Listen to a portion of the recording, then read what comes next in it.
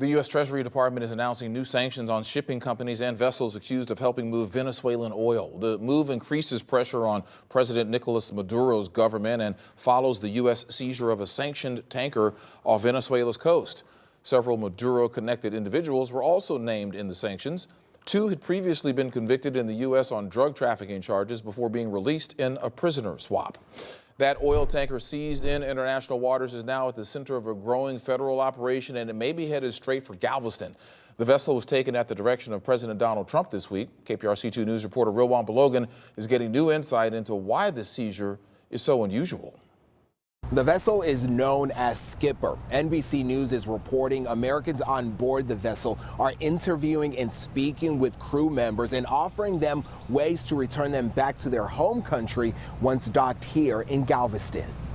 This is the moment U.S. Coast Guard and Navy crews board a Venezuelan oil tanker in international waters, an operation carried out under the direction of President Donald Trump. And now we're hearing that same vessel may be headed to Galveston. Seizing a vessel of this size is unusual.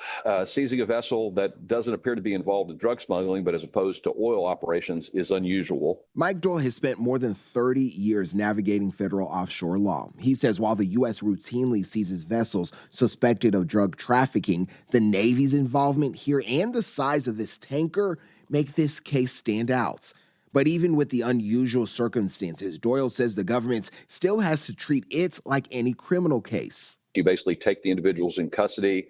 They're required to have what's called due process. You don't just get to take it and knock them away and put them in jail, and whoever owns the vessel is just left with nothing. If the tanker does dock in Galveston, Doyle says a federal judge here will oversee the proceedings. The White House says the U.S. intends to seize the oil on board, but only after the case moves through the legal process. As of now, it is unclear exactly when the vessel will dock. In Galveston, Rilwan Balogan, KPRC 2 News.